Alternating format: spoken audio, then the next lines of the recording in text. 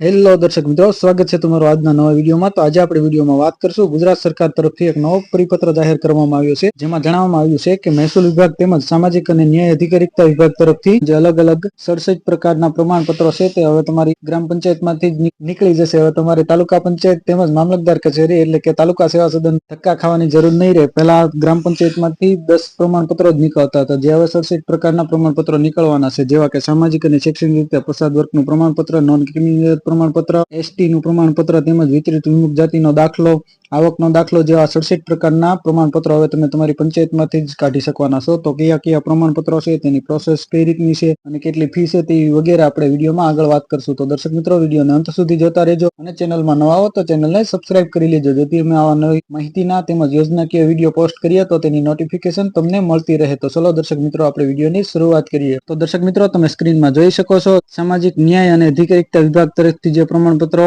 પંચાયતે નીકળવાના છે તે પ્રમાણપત્રોની આપણે વાત કરીએ તો સૌપ્રથમ સામાજિક અને શૈક્ષણિક રીતે પસાર વર્ગનું પ્રમાણપત્ર તમે પંચાયતથી કાઢી શકશો। ત્યાર પછી નોન ક્રિમિલિયર અંગેનું પ્રમાણપત્ર, સામાજિક અને શૈક્ષણિક રીતે પછાત વર્ગનું પ્રમાણપત્ર, આર્થિક રીતે નબળા વર્ગો માટે પાત્રતા પ્રમાણપત્ર આવક સાથે તેમજ અન્ય પછાત વર્ગનું જાતિ અંગેનું તથા નોન ક્રિમિલિયર પ્રમાણપત્ર પણ સરકાર તરફથી ગ્રામ પંચાયતથી નીકળી જશે। ત્યાર પછી જ્ઞાતિ એસસી નો દાખલો આપવા બાબત તેમજ ભારત સરકારનું આવક અને અકસ્માતો માટેનું પ્રમાણપત્ર, વિચરિત વિમુક્ત જાતિ માટેનું પ્રમાણપત્ર, ભારત સરકાર જ્ઞાતિ એસસી નો દાખલો આપવા બાબત તેમજ નિરાધાર વૃદ્ધો અને નિરાધાર અપંગો નિભાવવા માટેની યોજના, Indira Gandhi national old and pension યોજના અને વયવંદના યોજના તેમજ રાષ્ટ્રીય કુટુંબ યોજના, અંત્યેષ્ટિ સહાય જેવા વગેરે પ્રમાણપત્રો જે સામાજિક ન્યાય અને અધિકારીતા વિભાગના પ્રમાણપત્રો છે તે હવે તમારી ગ્રામ પંચાયતમાંથી તમારે નીકળી જશે। ત્યાર પછી આપણે મહેસૂલ વિભાગના પ્રમાણપત્રોની દર્શક મિત્રો વાત કરીએ તો મહેસૂલ વિભાગમાં સૌપ્રથમ પ્રમાણપત્ર પહેલાની વાત કરીએ તો આપણે વારસાઈ પ્રમાણપત્ર હવે પંચાયતમાંથી નીકળી જવાનું છે। ત્યાર પછી સોલવન્સી પ્રમાણપત્ર પણ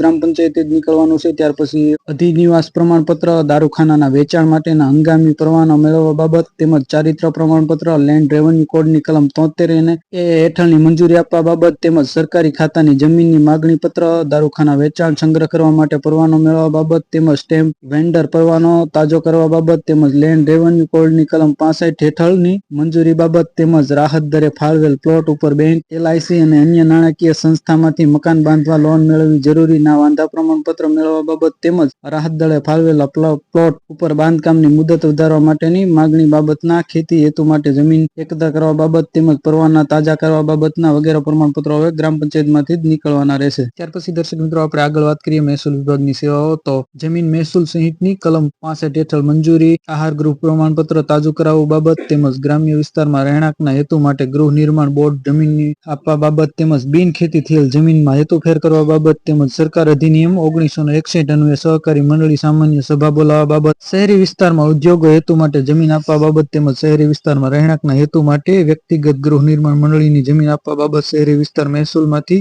સંસ્થા ટ્રસ્ટને જમીન આપવા બાબત, સ્ટેમ્પ વેન્ડર લાયસન્સ મેળવવા માટે અરજી, ખાનગી માલિકીની ઝાડ કાપવા મંજૂરી, સ્મશાન કબ્રસ્તાન માટે જમીન નિમ કરવા માટે જમીન મહેસૂલ સહિતની કલમો 63 હેઠળ મંજૂરી, સોલવન્ટ પરવાના આપવા બાબત તેમજ રાવળ હાકની જમીન કાયમી હકમાં તબદીલ કરવા બાબત જેવા વગેરે પ્રમાણપત્ર હવે ગ્રામ પંચાયતથી મળવાપાત્ર છે। ત્યાર પછી આગળ મિત્રો વિડીયોમાં વાત કરીએ તો ગ્રામ્ય વિસ્તારમાં માજી સૈનિકોને રહેઠાણ માટે જમીન આપવા બાબત, શહેરી વિસ્તારમાં સરકારી કર્મચારી તરીકે જમીન આપવા બાબત, ગ્રામ્ય વિસ્તારમાં સરકારી કર્મચારી તરીકે જમીન આપવા બાબત, ગ્રામ્ય વિસ્તારમાં સહકારી મંડળીઓને જમીન આપવા બાબત, છૂટક જથ્થાબંધ પરવાનો આપવા અંગે, ભાગીદારીના આધારે નામ દાખલ કે કમી કરવા અંગે, પ્લોટની વારસાઈ કરવા માટે અરજી બાબત, ખેતીની જમીનની એકત્રીકરણ કરવા બાબત તેમજ બિનખેતી શરત ભંગ બદલ એનઓસી આપવા બાબત, શાસ્ત્રીય મેદાન ભાડે આપવા બાબત તેમજ છૂટક જથ્થાબંધ ઉત્પાદક અને પેટ્રોલિયમ પેદાશોને છૂટક કે જથ્થાબંધ પરવાના આપવા અંગે, બિનખેતી શરત ભંગ બદલ એનઓસી આપવા બાબત। તો દર્શક મિત્રો, આ બધા જે છે પ્રમાણપત્રો હવે તમને તમારી ગ્રામ પંચાયતમાંથી જ તે મળી રહેશે। તેના માટે તમારે તાલુકા પંચાયત કે મામલતદાર કચેરીએ ધક્કા ખાવાના રહેશે નહીં અને આની ફી છે તે દર્શક મિત્રો 20 રૂપિયા લેવામાં આવશે દરેક પ્રમાણપત્રની, જે સરકારશ્રીએ પત્રમાં ઉલ્લેખ કરેલો છે, જે પત્ર તમે સ્ક્રીનમાં જોઈ શકો છો। દર્શક મિત્રો, આ તમારા માટે એક નવી માહિતી હતી। આશા રાખવા વિડીયો તમને પસંદ આવ્યો હશે અને વિડીયો પસંદ આવ્યો તો વિડીયોનો લાઈક, શેર અને સબસ્ક્રાઇબ કરવાનું ભૂલતા નહીં અને તમારા મિત્રો સાથે શેર કરજો। તમારા કોઈ પ્રશ્ન હોય તો અમને કમેન્ટ કરીને ચોક્કસ જણાવજો અને ફરી એક નવા ટોપિકમાં નવા વિડીયો સાથે મળશું। ત્યાં સુધી જય હિન્દ, જય ભારત।